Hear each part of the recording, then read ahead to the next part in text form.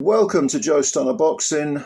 You will have probably seen, the press conference involving CHRIS EUBANK Jr. and Conor Benn. This was to kick off the promotional tour for their rematch, which is due in November. It was meant to be in September, but for whatever reason, EUBANK Jr. wasn't ready, wasn't available, needed more time. I don't know what the reason was. You know, it's EUBANK, he does his own thing, doesn't he?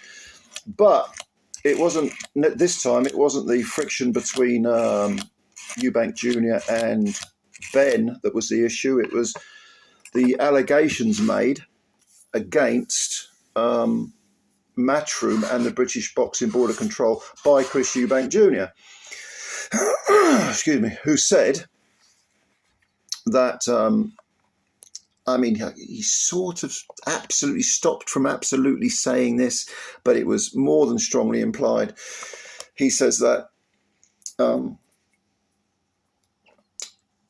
MATCHROOM were instrumental in stopping his ambulance, the ambulance that was taken to the hospital, from leaving. They delayed the ambulance leaving by 20 minutes, which could have, had he been seriously injured, been the difference between living or dying.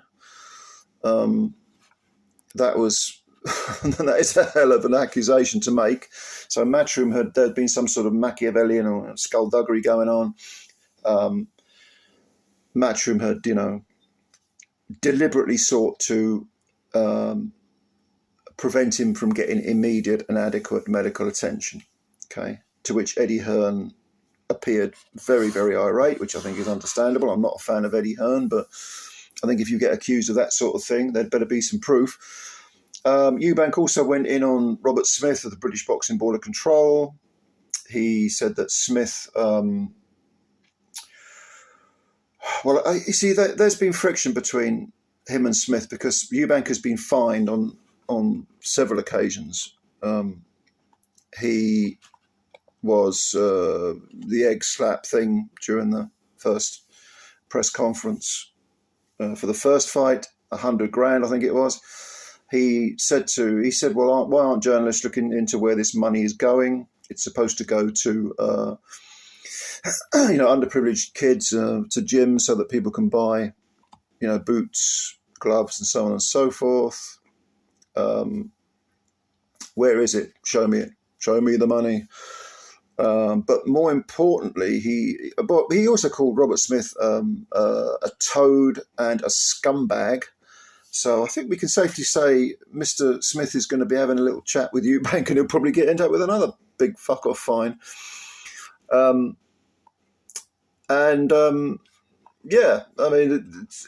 It's pretty bad stuff. But look, I have criticisms of the board myself. I'm not a big fan of the British Boxing Board of Control, some of what they do, but let's be honest here. They have an unbelievably difficult job to do. Robert Smith has an unbelievably difficult job to do. He really does.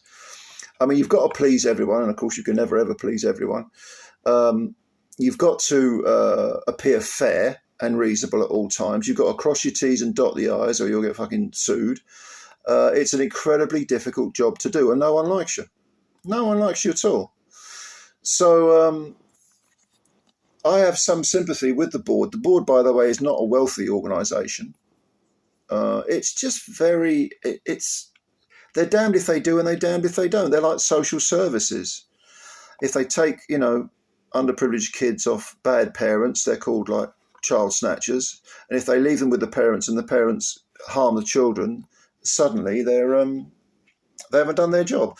So the board I have some sympathy with. They do a difficult job, although again I have criticism. I think it's easy to have criticisms, but it's even easier to forget that the British Boxing Board of Control, their health and safety measures are way ahead of most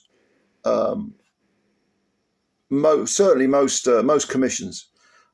They have an excellent system in place for getting injured fighters treatment as quickly as possible.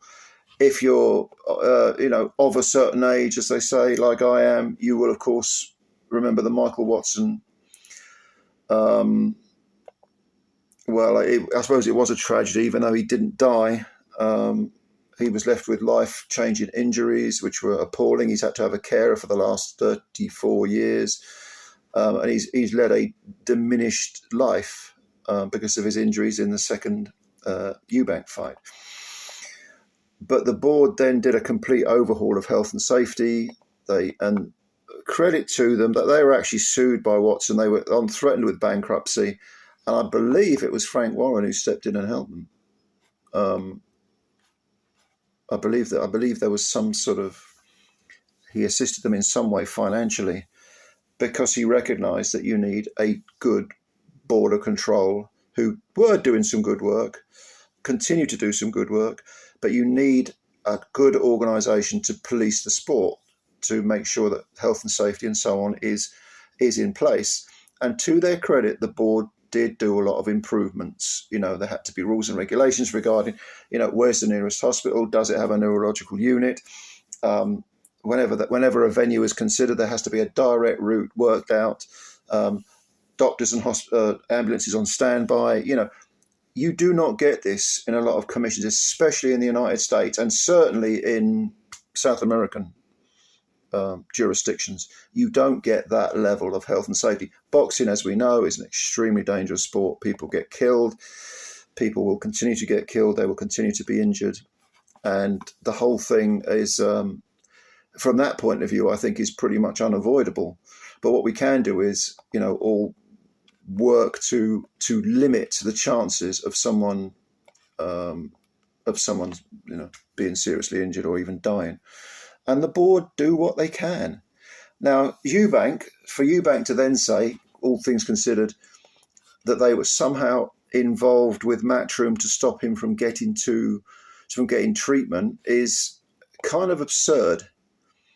I don't actually think it holds any water at all. And here's the thing. He will be sued.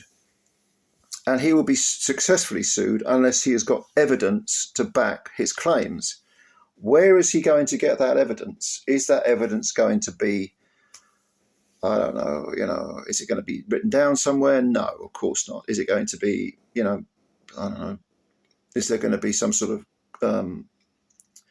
if it's a conspiracy, and let's be honest, Eubank was talking with the sort of lunatic conspiracy attitude of a flake like, Alex Jones or someone, or David Icke, both of whom belong in psychiatric wards. Where's the evidence? Because if you haven't got evidence, it's slander. And Eddie Hearn has made it very clear that he fully intends to sue CHRIS EUBANK Jr. for his comments. So I think Eubank's in hot water again. Obviously, he'll be fined by the board again. He could even have his licence taken off him by the board. That is not beyond the realms of possibility. He's coming to the end of his career. Whether he realises it or not, he's 36 now. He just turned 36. He's 36. Is he 36 today? Yeah, or yesterday? One of the, yeah. But anyway, the point is that he might say, well, I don't care. I'm leaving anyway. It's like when you quit a job, isn't it? You go tell the boss he's a cunt or whatever, and you don't give a shit. Well, Eubank is getting another enormous paycheck. So perhaps he don't mind about losing a couple of $100,000. But if he's sued, it is feasible he could be sued for millions. It's certainly because he is potentially damaging the reputation of Matchroom Boxing. And Matchroom Boxing is worth, I think, the whole of Matchroom Sports has been estimated at £1.5 billion. That's the worth of it, the market worth. If it was to be floated as a limited company with shareholders and so on, you'd have to buy it for about $1.5 billion. So it is feasible, I don't think it will happen, but it's feasible that Eubank could be sued for millions and maybe even bankrupted. That's not beyond the realms of possibility. I'm not a legal eagle, so perhaps this sounds a bit fanciful, but it wouldn't surprise me. It wouldn't surprise me. I mean, Eubank is so intent on, stirring the pudding. I mean, does he believe this crap that come out of his mouth? Does he actually believe it? I don't know. It's a good question. I don't pretend to understand what he's trying to do. I mean, is the second fight going to be as good as the first fight? Is the event going to be as big as the first fight? No, I don't think so. Well, I mean, it's feasible that, again, anything's possible. It's possible that, you know, the second fight could be another barn burner. You don't know, do you? But it's kind of like, if you look at most sequels with movies, can you think of a sequel that's better than the original? Maybe The Godfather. I would say The Godfather 2 is better than The Godfather, although The Godfather itself was a brilliant movie. But there aren't many, are there? There aren't many. Most end up like, you know, Speed 2 being a load of shite. Very sort of pale facsimiles of what was a great original movie. I don't think this will be that bad. I mean, because Eubank and Ben don't like each other. And Ben showed he's a true fighting man in the first fight, as did Eubank. So they're probably going to go at it again. But the event itself, which did sort of really capture the zeitgeist. I mean, I was someone who was, you know, in the lead up to, I didn't really care about the fight. It was kind of a gimmick fight to me. I didn't really care. I know Lee over at Inside the Distance, he was very, very keen to see it. He liked it from the start, and he was proven right. And I was wrong. You know, it was a great fight. And if we get a second great fight, okay, fantastic. But does Eubank need to come out with this conspiracy theory nonsense? You know, does he need to slander people? Does he need to risk losing even more money over this? I mean, it's really quite bizarre, his behaviour. And, yeah, bizarre. Absolutely bizarre. So, I don't know. What do you think? What do you think? Eddie Hearn's not happy. Can't blame him for that. Again, I'm not particularly a fan of Eddie Hearn, but he is what he is. But I don't see a way out for Eubank here. If he gets sued, they might settle out of court. But Eubank's just chucking money away with this sort of bullshit, and he probably sees himself as some sort of, you know, maverick or whatever. But he just came across as being. Some people have said, "Oh, it was a tired act." Maybe so. Maybe so. Whatever the case, he came across as being kind of ridiculous. And he did say, he started off by saying, suddenly, you know, I've got people coming up to me and they love me. And I was, you know, the pantomime villain. Or I'm paraphrasing, obviously. Well, I'm afraid you're about to go back to being the pantomime villain if you talk that amount of crap, Eubank. Because it's a shame. It's a shame. Because you... yeah. Let me know what you think. Leave your comments below. And, yeah, just tell me what you think. If you did like this video, please hit the like button and also subscribe to the channel, because it costs you nothing. It takes a second and you'll be helping us out a lot. This is something that's going to drag on, I think. And I wouldn't want it to overshadow the actual fight, you know what I mean? I think that would be a great shame. A great shame. But we'll see. We'll see. You never know, do you? By the way, there's one other thing I suppose I should mention, which is that Eubank was moaning about, you know, the rehydration clause and the 160 and all this sort of stuff. You agreed to that, mate. You signed up to it. So what are you fucking moaning for? That's another thing I almost forgot to mention. I mean, why are you complaining if you want the money, if you are prepared to do things for money, whatever much that money that is, and you seem to be throwing a lot of it away unnecessarily, but if you're prepared to do that, to agree to these terms, you can't complain. You really can't. You can turn around and you can say, okay, I'm not doing it, or I don't agree to that. You can even say, oh, I'm not fighting Conor Benn. I think he's a drug cheat. I think he tried to endanger my life, him and Hearn. I'm not going to fight him. I beat him once. I'm not going to fight him. I'm not giving him another big payday. Why are you fighting him? Because you want the money. You want the money, Chris. So, yeah, bear that in mind. Anyway, look, just a few thoughts. Like I say, tell me what you think. Comments below.